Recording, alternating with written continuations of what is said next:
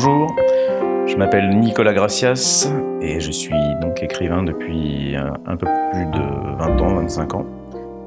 J'ai commencé dès l'adolescence à écrire. Comment j'en suis arrivé à écrire? Je pense que la première expérience marquante pour moi a été la lecture d'un texte de Chateaubriand, issu je crois de René en fait, qui s'appelle Les rives du Mississippi. Un texte dont la beauté m'a vraiment bouleversé, touché. Je me suis dit c'est ça que j'aimerais arriver un jour à faire. Donc l'essentiel de mon travail porte sur le sujet de la désincarnation. Et par désincarnation, j'entends trois choses, parce que ça peut paraître un peu fumeux pour le commun des lecteurs. C'est donc bien sûr la dématérialisation de nos vies, mais surtout la façon dont l'univers dans lequel nous évoluons de plus en plus, un univers technologique, communicationnel, et dans lequel nous ayons de plus en plus baigné dans les médias et les idéologies que ces médias finissent par nous imposer. Donc de quelle façon on se voit de plus en plus désapproprier notre propre vie, nos propres expériences, et évidemment notre propre libre arbitre. Donc il y a quelque chose, une double dimension là-dedans, la plus connue, la dématérialisation, et le déficit d'expérience, je dirais, de vie sensible que les gens de notre génération et des générations à venir sont amenés à connaître à force du développement, non seulement des technologies, mais surtout des communications, qui ont bien sûr un aspect positif, et je le traite pas du tout en tant qu'aspect négatif, mais plutôt comme quelque chose d'inéluctable. Donc j'ai beaucoup travaillé là-dessus, écrit énormément de nouvelles, afin d'essayer de m'approprier par les archets, par les arceaux de la création, de l'écriture, de la littérature, ce monde qui, à mon sens, de plus en plus nous échappe. Donc Symphonie fiduciaire et autres nouvelles est mon deuxième livre, après un roman paru une bonne dizaine d'années auparavant. Hier était la première de Symphonie fiduciaire, mise en scène par donc Nadine Madej-Weller et jouée par la compagnie de l'Instant T.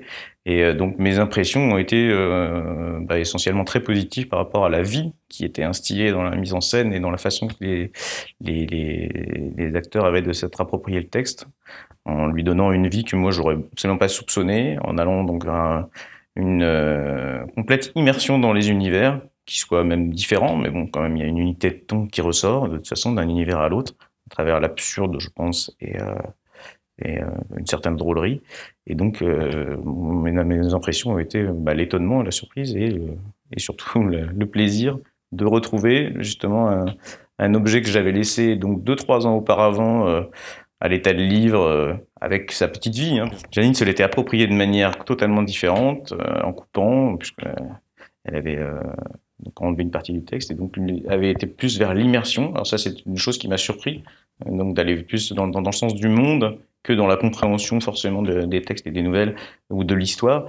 Et donc du coup, comme c'est en lecture théâtrale, eh bien en fait, on n'a pas du tout l'impression de s'ennuyer, comme en tout cas moi j'ai pas eu cette impression de m'ennuyer comme dans certaines lectures où c'est parfois un peu sentencieux, un peu long, un peu poussif.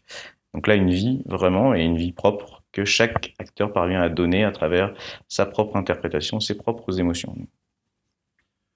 Alors sur le fait donc de se voir dérober des textes et interprétés par d'autres, moi j'ai aucune gêne par rapport à ça. Au contraire, je trouve que à l'heure justement de la libre circulation des données sur Internet, je pense qu'il n'y a pas du tout le texte en fait, l'auteur. Moi en tout cas, je contrôle jusqu'à ce qu'il soit publié. Et après, quand il est publié, il va sa vie, il va son amble, et j'ai pas du tout de sentiment de propriété. Par contre, tant que comme beaucoup d'auteurs, je pense, effectivement, tant qu'on n'a pas appuyé sur le bouton publication, on n'essaye pas de transmettre, de diffuser le texte, c'est un long travail de gestation, effectivement, où on est pointilleux, on veut jamais lâcher le bébé, on veut toujours aller au bout de ce qu'on peut faire au maximum.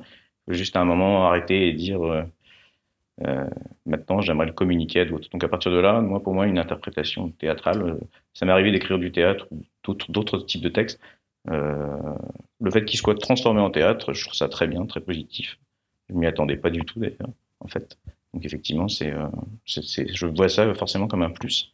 Et en plus, en lecture théâtrale, donc de pouvoir le transmettre, le faire écouter à des gens qui n'avaient pas forcément du tout l'intention ni de lire le livre et d'écouter des lectures théâtrales. Donc une transformation de la chose, une accession à un autre public pour moi, c'est complètement positif. Alors, sur quoi je travaille, c'est un roman depuis plusieurs années.